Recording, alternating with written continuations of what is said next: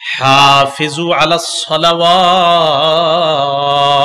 ওয়াস সালাতিল উসতা, তোমরা নামাজের প্রতি যত্নবান হও, বিশেষ করে মধ্যম নামাজ।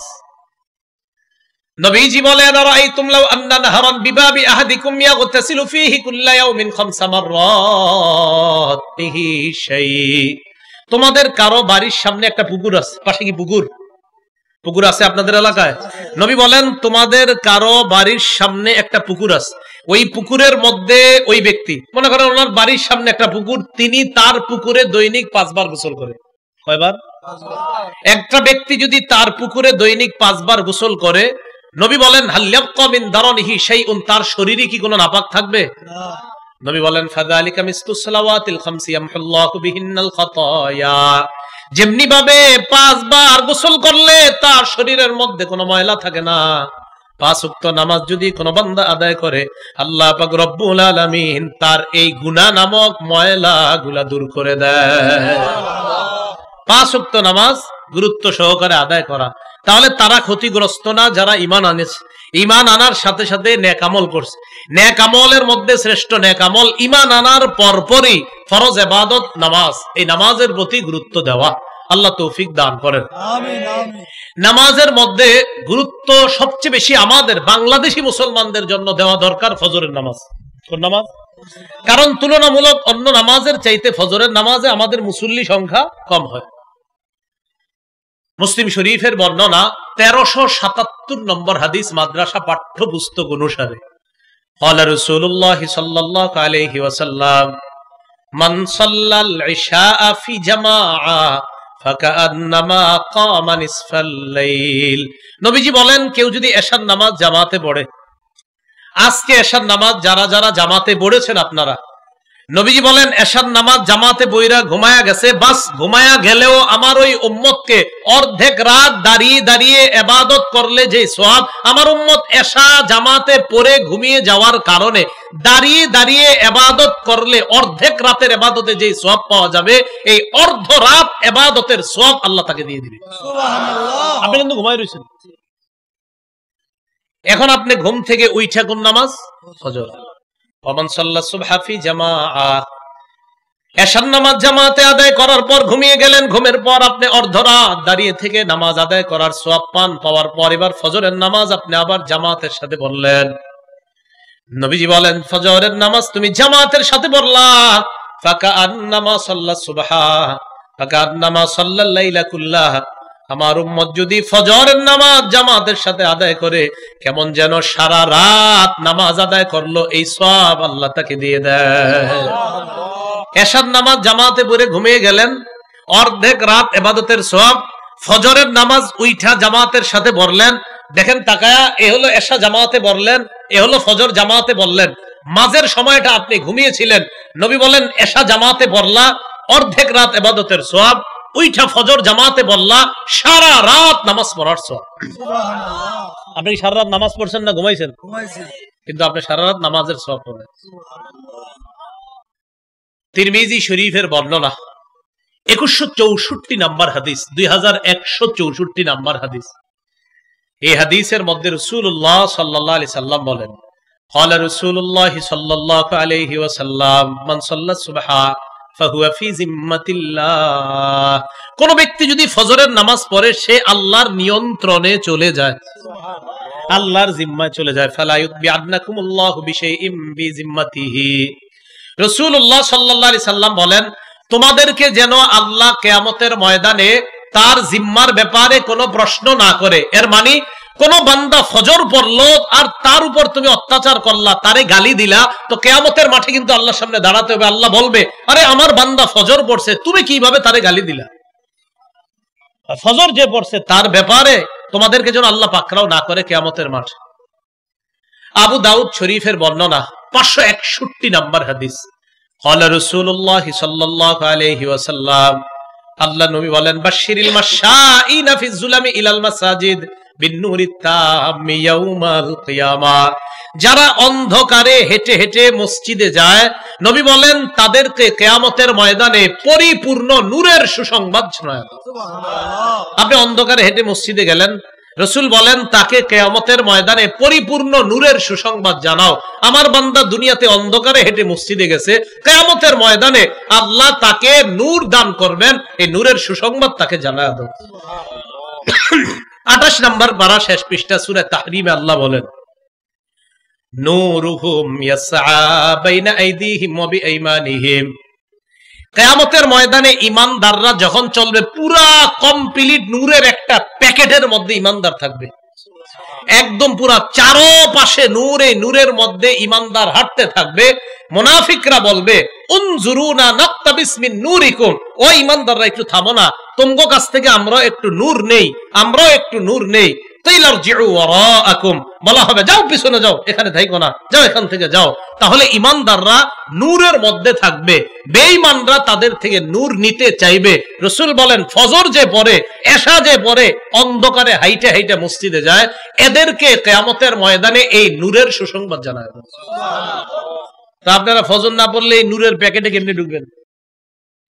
আল্লাহ আমল করার তৌফিক দান করেন, আমিন। তাহলে ইল্লাল্লাযীনা আমানু, যারা ঈমান এনেছে তারা ক্ষতিগ্রস্ত না। আর নেক আমল, নেক আমলের মধ্যে শ্রেষ্ঠ ইবাদত, ফরজ ইবাদতের মধ্যে সেটা হলো নামাজ।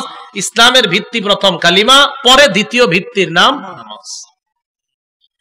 মুসলিম শরীফের বর্ণনা 1322 নম্বর হাদিস, মাদ্রাসা পাঠ্যপুস্তক অনুসারে ক্বালা রাসূলুল্লাহ সাল্লাল্লাহু আলাইহি ওয়াসাল্লাম, আপনারা আমরা আমাদের নামগুলা আগামীকাল সকালেই আল্লাহর দরবারে উচ্চারিত হোক, প্রত্যেক দিন আল্লাহর কাছে আমার আপনার নাম আলোচিত হোক, এটা সবাই চাই আমরা? একদম সুযোগ, সুবর্ণ সুযোগ। প্রতিদিন আমার আপনার ব্যাপারে ফেরেশতাদের সাথে আল্লাহর কথোপকথন হবে, আমিন। প্রতিদিন। হাত নামান, এবার হাদিস শুনেন। ক্বালা রাসূলুল্লাহ সাল্লাল্লাহু আলাইহি ওয়াসাল্লাম, ইয়াতাআকাবুনা ফীকুম মালাইকাতুন বিল-লাইলি ওয়া মালাইকাতুন বিন-নাহার। রাসূলুল্লাহ সাল্লাল্লাহু আলাইহি সাল্লাম বলেন, তোমাদের কাছে পালা বদল করে দিনের ফেরেশতারাও আসে, রাতের ফেরেশতারা আসে। একবার দিনের ফেরেশতারা আসে, একবার রাতের ফেরেশতারা। একটু ভাবেন তো, আল্লাহু আকবার, প্রতিদিন দুই দল ফেরেশতা আমাদের নিরাপত্তায় চলে আসে, একদল দিনের, একদল রাতের। এখন রাতের ফেরেশতা দিনের ফেরেশতা পালা বদল করে আসে। সুম্মা ইয়ারজুল্লাযীনা বাতু ফীকুম, আজকে রাতে যে ফেরেশতারা, এই যে এখনো কিন্তু ফেরেশতারা আছে, এই ফেরেশতারা যখন আগামীকাল সকালবেলা আল্লাহর কাছে যাবে, যাওয়ার পর ফায়াসআলুহুম ওয়া হুয়া আ'লামু বিহিম, আল্লাহ আমাদের ব্যাপারে ফেরেশতাদেরকে প্রশ্ন করবেন, আমাদের ব্যাপারে আল্লাহ জানেন। এরপর আল্লাহ ফেরেশতাদেরকে বলবেন, কাইফা তারাকতুম ইবাদি, আমার বান্দাদের কাছে তোমরা গেলা, আমার বান্দাদেরকে কোন অবস্থায় তোমরা রেখে আসলা? ফেরেশতারা জবাব দিবে, আল্লাহ আপনার এক আজীব বান্দা তারা, আতাইনাহুম ওয়া হুম ইউসাল্লুনা তারাকনাহুম ইউসাল্লুন, আল্লাহ তাদের কাছে যখন গিয়েছিলাম আসরের সময় গিয়া দেখি নামাজের মধ্যে, আর এখন তাদেরকে রেখে আসলাম ফজরের নামাজে। আল্লাহ গেছি যখন দেখি আসর পড়ে, আল্লাহ এখন আসছি এগুলা দেখি নামাজ পড়ে। মাবুদ কি আজীব বান্দা আপনার, গেলাম যখন তখনও দেখি নামাজে, মাবুদ আসলাম যখন তখনও দেখি নামাজে।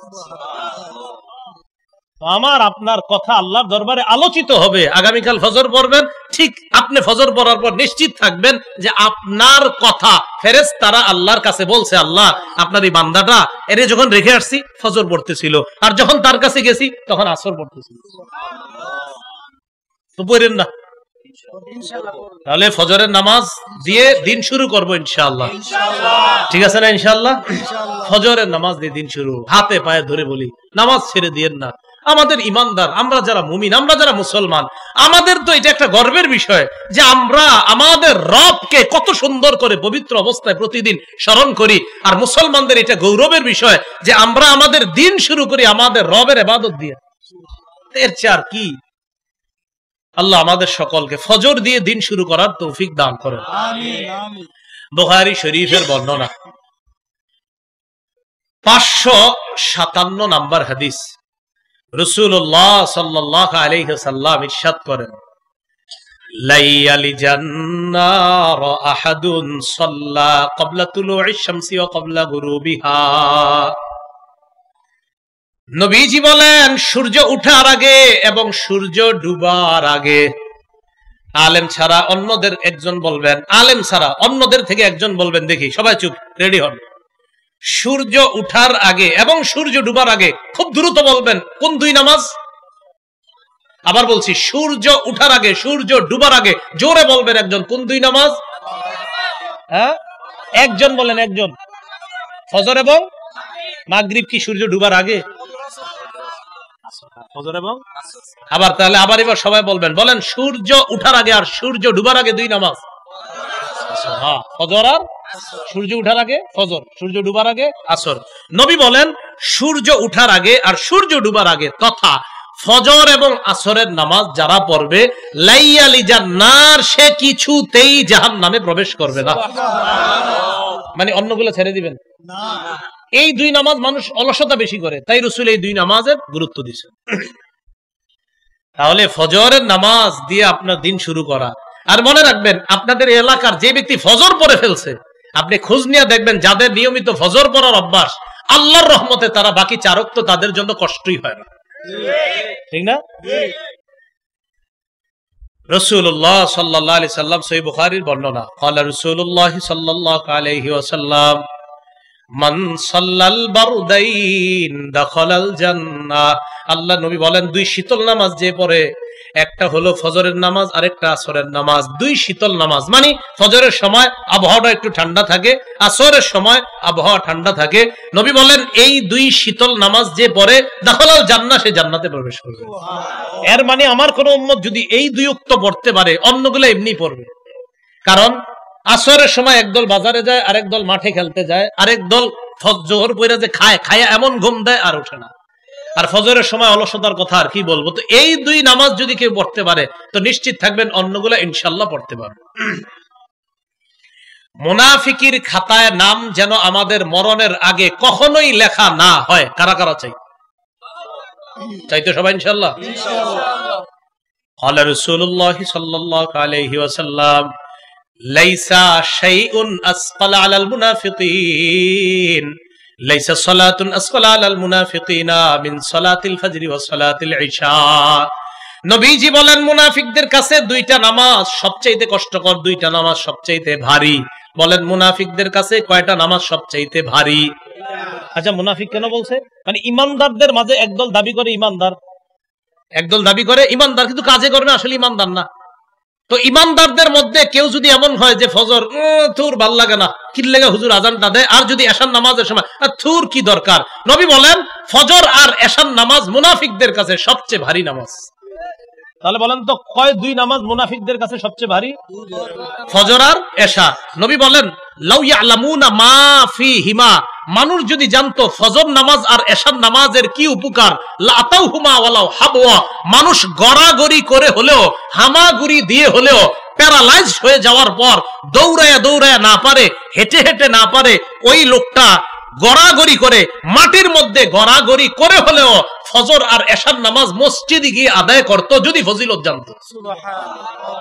ফজর আর এশার নামাজের কি ফায়দা মানুষ যদি জানতো, গড়ায়া হলেও মসজিদে গিয়ে ফজর আর এশার নামাজ আদায় করত। তাহলে মুনাফিকদের কাছে কয় নামাজ ভারী? ফজর আর এশা। আল্লাহ আমগো নাম যেন মুনাফিকদের খাতায় না লেখে। ফজর, এশা আর আসর, তিন নামাজের খুব গুরুত্ব পেয়ে গেলাম।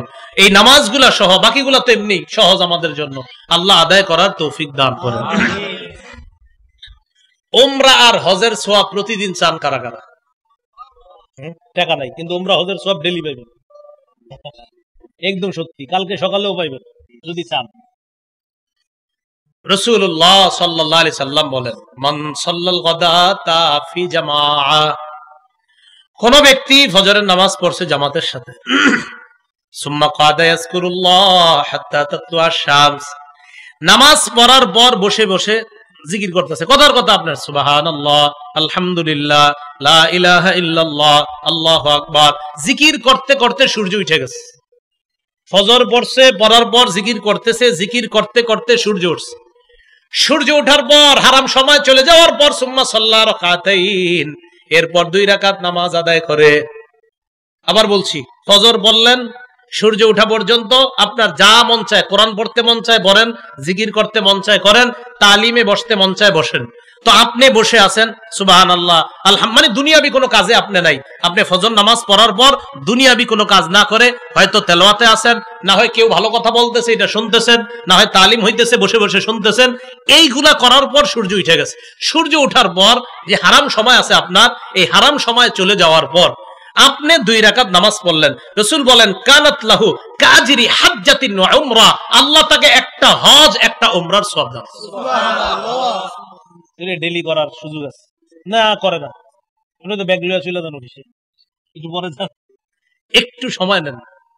বিবিরে বলেন নাস্তা নাস্তা সব রেডি রাখবা, আবার বিবির উপর জুলুম করে না। রেডি রাখবা মানে কি? তুমি ফজর পড়বা, ফজরের পর তেলাওয়াত করবা, এরপর নাস্তা বানাই রেডি রাখবা। আমি মসজিদ থেকে আইসা, যদি অফিস তাড়াতাড়ি হয় তো আমি আইসাই একটা ব্যাগে দিয়ে দিবা, বাড়ি নিয়ে চলে যাব, গাড়িতে বসে বসে খেয়ে বলবো কেন আমার ইবাদতটা যেন না ছুটে। যদি পারেন আর কি, চেষ্টা করবেন, আল্লাহ তৌফিক দান করেন। তাহলে হজ উমরার সওয়াব, এই ফজিলত অর্জন করার সুবর্ণ সুযোগ, ঠিক না? আল্লাহ আমাদেরকে আমল করার তৌফিক দান করেন। তো বলছিলাম ফজরের নামাজটা আমরা গুরুত্ব দিব, ফজরের নামাজ দিয়ে আমাদের দিন শুরু করব। তো ইল্লাল্লাযীনা আমানু, তারা ক্ষতিগ্রস্ত না যারা ঈমান এনেছে, ওয়া আমিলুস সলিহাত, নেক কাজ করেছে, তারা ক্ষতিগ্রস্ত না। এখন কথা হলো প্রচুর আমল জমা করছেন। কথার কথা, আপনাদের এলাকার আব্দুর রহিম শনি রবি সোম মঙ্গল বুধ বৃহস্পতি 6 দিন 5 6 30 ওয়াক্ত নামাজ পড়ছে। শুক্রবার দিন সকালবেলা ফজর পড়ছে হলো 31, জুমা পড়ছে হলো 32। 32 ওয়াক্ত নামাজ পড়ার পর এক জায়গায় রওনা করছে। কিও আব্দুর রহিম, কই যাও? তো বলতেছে আল্লাহর ওলির কবর জিয়ারত করতে যাই। মাশাআল্লাহ, যাও। তো আল্লাহর ওলির কবর জিয়ারত করা ভালো কাজ, মাশাআল্লাহ। আল্লাহর ওলির কবর জিয়ারত করছে, করার পর এবার আল্লাহর ওলিরে বলতেছে, বাবা আমার তো এই ঝামেলা, আপনি আমার এই ঝামেলাগুলা দূর করে দেন। সূরা জুমারের 65 নম্বর আয়াতে আল্লাহ নবীকে কি বলে দেখেন, লাইন আশরাকতা লা ইয়াহবাতান্না আমালুকা ওয়া লা তাকুনান্না মিনাল খাসিরিন। নবী, আপনি যদি শিরিক করেন আপনার সব আমল বরবাদ হয়ে যাবে। নবী, আপনি যদি শিরিক করেন আপনার আমলনামা বরবাদ। কোন নবী শিরিক করবে এই কথা আমরা কল্পনা করতে পারি না, কিন্তু আল্লাহ ধমকটা কারে দিচ্ছে নবীকে, নবী আপনি শিরিক করেন আপনার আমল বরবাদ। আচ্ছা, নবীর মাধ্যমে তো আল্লাহ আমাদেরকে বুঝাইতেছে, দেখো উম্মত, একজন নবীরে আমি বললাম ও নবী আপনি শিরিক করলে আমল নামা বরবাদ। কোন নবী? শ্রেষ্ঠ নবী আমাদের নবীকে বলতেছে আপনি শিরিক করলে আমল সব বরবাদ। তো আমার আপনার কি অবস্থা হবে? তো আমল করলেন 32 ওয়াক্ত নামাজ পড়ে, এমন এক কাজ করলেন সব শেষ হয়ে গেল। তো বলতে চাইলাম আমল নামা জমা করার পর এটা নষ্ট করে দিব না। সূরা মুহাম্মদের 33 নম্বর আয়াতে আল্লাহ বলেন, ইয়া আইয়ুহাল্লাযীনা আমানু আতিউল্লাহ ওয়া আতিউর রাসূলা ওয়া আতিউর রাসূলা ওয়া লা তুবতিলু আ'মালাকুম।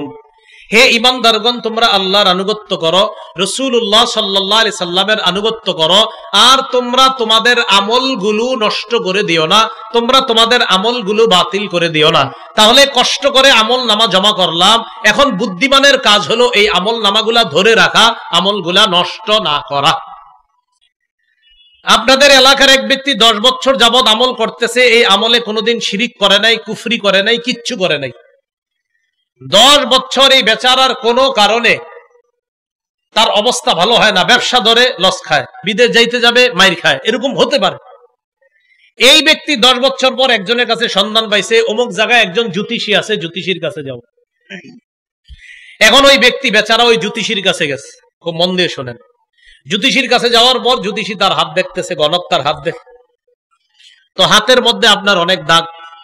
যারা দেখবেন খেতে খামারে কাজ করে হাতে এমনি অনেক দাগ পরে, হুদাই জ্যোতিষী হাতে দাগ তো আপনার যে পরিমাণ থাকা দরকার এর চেয়ে অনেক বেশি আছে, সমস্যা আছে মনে হয়, হুদাই মানে বলে দেয়। এই ব্যাটার তো এমনি সমস্যা লাগে রয়েছে, হে আবার বললে কি এমনি সমস্যা হইতেছে। সাধারণত বলবে আর কি, দেখবেন সব গণক আর জ্যোতিষীরা সাধারণত আপনারা বলবে আপনার সমস্যা হবে। আচ্ছা, সমস্যা হয় না কার দুনিয়াতে? দেখুন সমস্যা পড়ে না কোন মানুষ? তো সবাই পড়ে, যখন পড়বে 2 দিন পরে বলবে হ্যাঁ উনি বলাতে না, উনি বলাতে না। আপনি পড়তেন, এমনি পড়তেন, হে বলছে এই জন্য না। আমিও যদি আপনাদেরকে বলি আপনারা সমস্যায় পড়তে পারেন, তো আমি জ্যোতিষী? আশ্চর্য কথা। রাসূলুল্লাহ সাল্লাল্লাহু আলাইহি সাল্লাম যেটা বলছে এটা শুনেন এবার। মান আতা আররাফা ফাসাদ্দাকাহু বিমা ইয়াকুল ফাকাদ কাফারা আলা উনজিলা ফাকাদ কাফারা বিমা উনজিলা আলা মুহাম্মাদিন সাল্লাল্লাহু আলাইহি ওয়াসাল্লাম। কোন ব্যক্তি যদি জ্যোতিষীর কাছে যায়, জ্যোতিষীর কথা বিশ্বাস করে, গণকের কথা বিশ্বাস করে, আল্লাহ নবী বলেন আমি নবীর উপর আল্লাহ যা নাজিল করেছেন এই লোকটা সব অস্বীকার করলো। যে ব্যক্তি গণকের কাছে যায়, জ্যোতিষীর কাছে যায় আর যা বলে বিশ্বাস করে নেয়, সে কেমন যেন মুহাম্মদ সাল্লাল্লাহু আলাইহি সাল্লামের উপর যা আল্লাহ নাজিল করছে সে সব অস্বীকার করছে। এই 10 বছর ইবাদত করে লাভ হলো কি? সব শেষ করে দিল। তো বলছিলাম ইল্লাল্লাযীনা আমানু, তারা ক্ষতিগ্রস্ত না যারা ঈমান এনেছে, ওয়া আমিলুস সলিহাত, নেক কাজ করেছে। ভাই এখন বলেন নেক কাজ করেছে, বলেন ধরে রেখেছে। শুধু করলে হবে না, এটা ধরে রাখতে হবে। আপনি নষ্ট করে দিলে হবে না, এটা ধরে রাখতে হবে নেক আমলটা। তাহলে নেক কাজ করেছে না, না ধরে রেখেছে। নেক কাজ তো করলেন, করার পর এমন এক কাজ করছেন সব শেষ। তাহলে নেক কাজ করার পর এটার উপর অটল থাকা আল্লাহ তৌফিক দান করেন। আমিন। এইজন্য আল্লাহর কাছে বেশি দোয়া করবেন, আল্লাহ আমি যে নেক কাজগুলা করি আপনি কবুল করেন, আর আমার এই নেক কাজগুলোর মধ্যে যেন কোনো কুফর শিরিক না ঢুকে, আল্লাহ আপনি আমাকে হেফাজত করেন। এই দোয়া আল্লাহর কাছে করা। একজন নারী সুতা পাকাইছে, কষ্ট করে সুতা এইভাবে পাকাইতে পাকাইতে মাগরিবের সময় গিয়া মোটা একটা রশি হইছে। মাগরিব পর্যন্ত এই রশি বানানোর পর মাগরিবের নামাজ পড়া আপনি বাসা গেছেন, মসজিদ থেকে গিয়া দেখেন সব টুকরা টুকরা করে ফেলছে। তো সারাদিন রশি দিয়ে পাকাইলো, এটা লাভ হইলো কি? কষ্ট করে যে রশি দিয়া এইভাবে সুতা পাকায়া মোটা রশি বানাইলো, মাগরিবের পরে সব ছিঁড়ে ফেললো, রশি বানায়া কোনো লাভ হইছে? আপনারা ভাবছেন একটা গল্প বলছি? না, এই কথা আল্লাহ কোরআনে বলছে, এক নারীর কথা। সূরা নাহলের 92 নম্বর আয়াতে আল্লাহ বলেন, ওয়ালা তাকুনু কাল্লাতী নাকাদাত গাজলাহা মিন বাদি কুওয়াতিন আনকাসা। আল্লাহ বলেন তোমরা ওই নারীর মতো হয়ো না যেই নারী পাকানো সুতা শক্তভাবে পাকানোর পর এটা আবার টুকরা টুকরা করে ফেলে, তোমরা তার মতো হয়ো না। মানে কষ্ট করে আমল নামা জমা করলা, আবার একটা শিরিকের মাধ্যমে সব শেষ করে দিলা, এমন তোমরা হবা না। ওই নারীর মতো হয়ো না যে নারী কষ্ট করে সুতা দিয়ে রশি পাকাইলো, এরপর টুকরা টুকরা করে ছিঁড়ে ফেললো, তোমরা ওই নারীর মতো হয়ো না। মানে আমার বান্দা আমল নামা যা জমা করো এটা ধরে রাখো। ভাই কথাগুলা কি বুঝে আসছে? তাহলে তারা ক্ষতিগ্রস্ত না যারা ঈমান এনেছে, নেক আমল করেছে। নেক আমলের মধ্যে শ্রেষ্ঠ ফরজ ইবাদত হলো নামাজ পড়া। আবার এই নামাজ পড়ার পর যখন আমল নামা জমা করলাম, এই আমল নামাগুলাকে ধরে রাখা আল্লাহ তৌফিক দান করেন। আমিন। আসেন এবার ওই অংশে, হাফিজু আলাস সালাওয়াত, নামাজের প্রতি যত্নবান হও, বিশেষ করে মধ্যম নামাজ। এই মধ্যম নামাজ দ্বারা আবার কি উদ্দেশ্য? মুফাসসিরিনে কেরাম অনেক উদ্দেশ্য লেখছে, বাকি হাদিস দ্বারা বোঝা যায় মধ্যম নামাজ দ্বারা আসরের নামাজ উদ্দেশ্য। কোন নামাজ? সহিহ বুখারীর বর্ণনা 6396 নম্বর হাদিস। খন্দকের যুদ্ধের দিন রাসূলুল্লাহ সাল্লাল্লাহু আলাইহি সাল্লাম বলেন, মালা আল্লাহু কুবুরাহুম ওয়া বুয়ুতাহুম নারা শাগালুনা আন সালাতিল বুসতা হাত্তা গাবাতিশ শামস। তাদের কবর, তাদের বাড়িগুলা আল্লাহ আগুন দ্বারা পরিপূর্ণ করুক। তারা আমাদেরকে মধ্যম নামাজ থেকে দূরে রাখছে, গাফেল করে রাখছে, আমাদেরকে মধ্যম নামাজ থেকে অন্য কাজে ব্যস্ত করে রাখছে। সঠিক সময়ে আমরা মধ্যম নামাজটা পড়তে পারি নাই কাফেরদের কারণে। নবী বলতেছেন এমনকি সূর্য ডুবে গেল। আচ্ছা বলেন তো, কোন নামাজ পড়ার পর সূর্য ডুবে? তাহলে হাদিস দ্বারা বোঝা যায় এটা আসরের নামাজ। নামাজ মধ্যম নামাজ, আসরের নামাজ। আর আসরের নামাজের গুরুত্ব তো বললাম। সহিহ বুখারীর 552 নম্বর হাদিস, রাসূলুল্লাহ সাল্লাল্লাহু আলাইহি সাল্লাম বলেন, আল্লাযী তাফুতুহু সালাতুল আসর ফাকাআন্নামা যুতিরা মালুহু ওয়া আহলু। কোন ব্যক্তির যদি আসরের নামাজ ছুটে যায়, কেমন যেন তার ধন সম্পদ সন্তান সব ধ্বংস হয়ে গেল।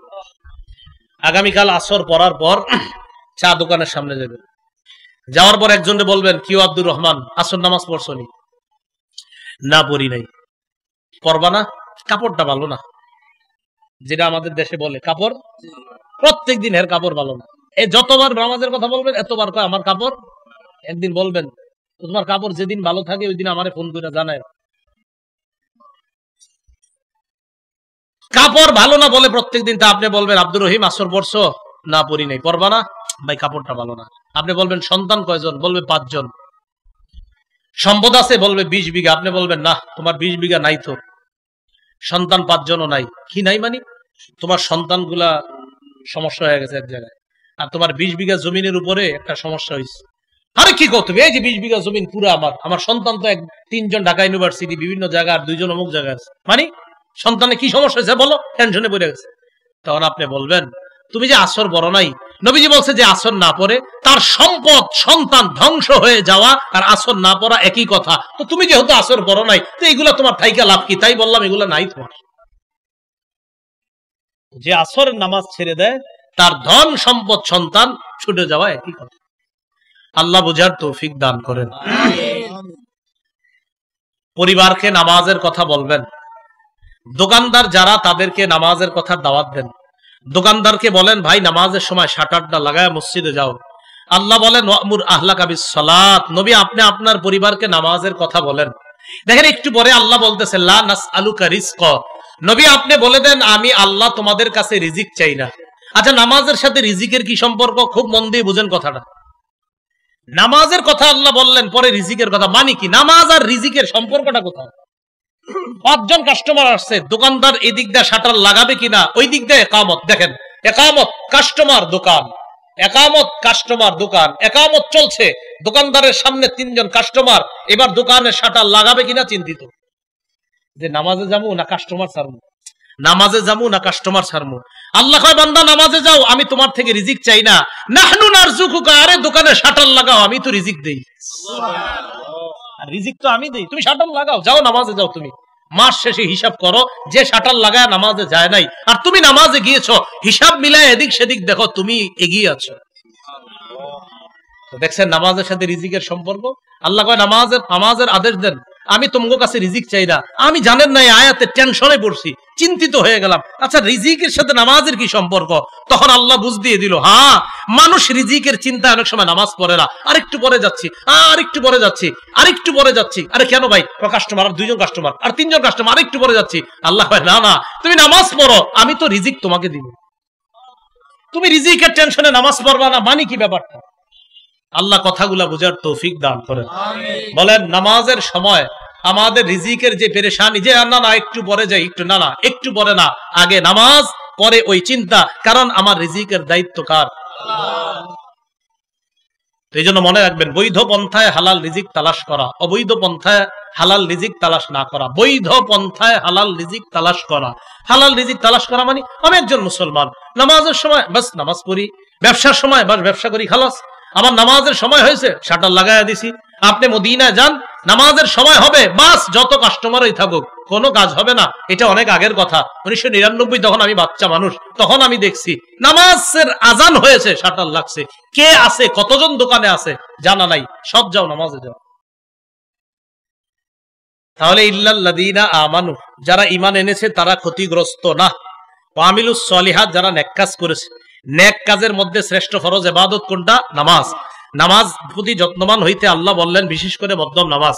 সহিহ বুখারীর 553 নম্বর হাদিস, রাসূল বলেন মান তারাকা সালাতাল আসরি, যে ব্যক্তি আসরের নামাজ ছেড়ে দেয়, ফাকাদ হাবিতা আমালু, তার আমল নামাজ যেন বরবাদ হয়ে গেল।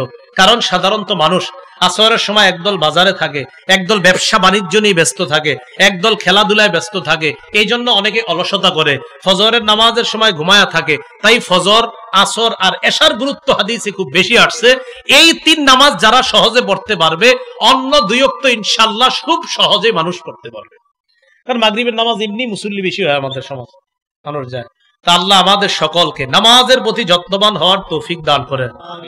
আসেন, সময়ের শপথ, নিশ্চয়ই সব মানুষ ক্ষতিগ্রস্ত তারা না যারা ঈমান এনেছে, যারা নেক কাজ করেছে, আর ওয়াতাওয়াসাউ বিল হক, যারা একে অপরকে সত্যের ওসিয়ত করেছে, হকের ওসিয়ত করেছে।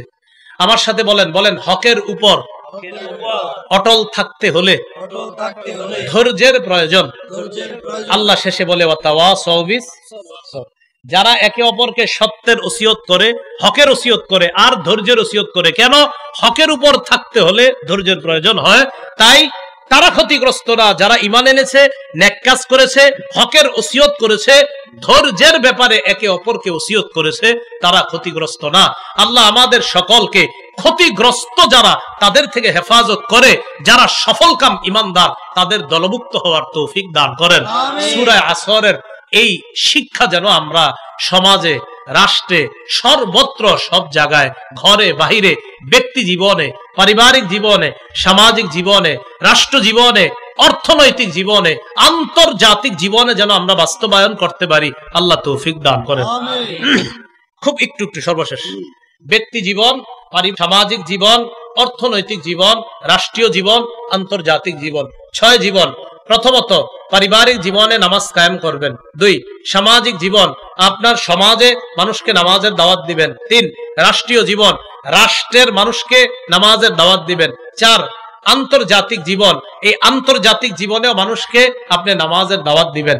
তো এই নামাজের দাওয়াতটা নিজে তো নামাজ পড়বেন, 2 নাম্বার পরিবারকে নামাজ পড়াবেন, 3 নাম্বার সমাজকে নামাজ পড়াবেন, 4 নাম্বার রাষ্ট্রের মানুষগুলাকে নামাজ পড়াবেন, 5 নাম্বার আপনি নামাজের দাওয়াত সারা পৃথিবীর মধ্যে দিবেন, সারা পৃথিবীর মধ্যে। তাহলে একজন ইমানদার তার ইমান আনার পরের যে কাজটা ইকামুস সালাহ, অর্থাৎ নামাজ কায়েম করা, এটার হক আদায় হবে। আল্লাহ পাক রব্বুল আলামিন আমাদের সকলকে ইমানের গুরুত্ব, ইমানের চাওয়া, ইমানের চাহিদা যেন আমরা বুঝতে পারি, আল্লাহ তৌফিক দান করেন। আমিন। ওয়া আখিরু দাওয়ানা আলহামদুলিল্লাহি রাব্বিল আলামিন। আমাকে একটা ঘোষণা দেওয়ার জন্য বলা হয়েছে। ঘোষণাটা হলো, আমি মাহফিলে প্রশ্ন উত্তর দেই না। হ্যাঁ, ঘোষণাটা হলো, আপনার এর একটা ভিডিও আছে দেখবেন, মাহফিলে যে প্রশ্ন উত্তর দেই না, ওই ভিডিওতে আবার দলিল দিছি কেন দেই না। আমাকে একটা ওই ঘোষণা দিতে বলা হয়েছে, ওই আমার বয়ানগুলা সংকলন করা হয়েছে, তো যেই প্রকাশনী ছেপেছে তাদের থেকে তারা কিতাব এনেছে। তো আপনাদের কারো যদি লাগে, প্রয়োজন হয়, আমি যেই পদ্ধতিতে বয়ান করি ঠিক ওই পদ্ধতিতেই কিতাবে ওভাবে উল্লেখ করা আছে। আপনাদের আলেম ওলামা সহ ইমাম খতিব, ওয়াইজ, বক্তা এবং সাধারণ জনগণ যারা, সবার জন্য, এমন কোনো কিছু ওখানে আনা হয় না যেটা মানুষ বুঝবে না। সাধারণ জনগণ যারা, আপনারা বুঝবেন। এবং যদি চান যে আপনি হাদিস মুখস্থ করবেন, এটাও পারবেন আপনি ওখান থেকে। তো এখানে প্রথম খণ্ডটা নাই, দ্বিতীয় আর তৃতীয় খণ্ড তারা এনেছে। দ্বিতীয় খণ্ড হালাল হারাম সম্পর্কে এবং সুদ সম্পর্কে, আর তৃতীয় খণ্ড স্বামী স্ত্রীর যতগুলা অধিকার আছে কোরআন সুন্নাহ থেকে সব অধিকার লিপিবদ্ধ করা হয়েছে। আপনাদের কারো লাগলে ওই গাড়িতে ওনারা আছে মনে, ওনাদের থেকে নিয়ে যাবেন। একদম 4-5 মিনিটের মধ্যে আপনারা সংগ্রহ করার চেষ্টা করবেন যদি কারো প্রয়োজন হয়। আল্লাহ সকলকে যে কথাগুলো বললাম আমল করার তৌফিক দান করেন। আল্লাহুম্মা সাল্লি আলা মুহাম্মাদ। মাশাআল্লাহ, আলহামদুলিল্লাহ, অসংখ্য ধন্যবাদ।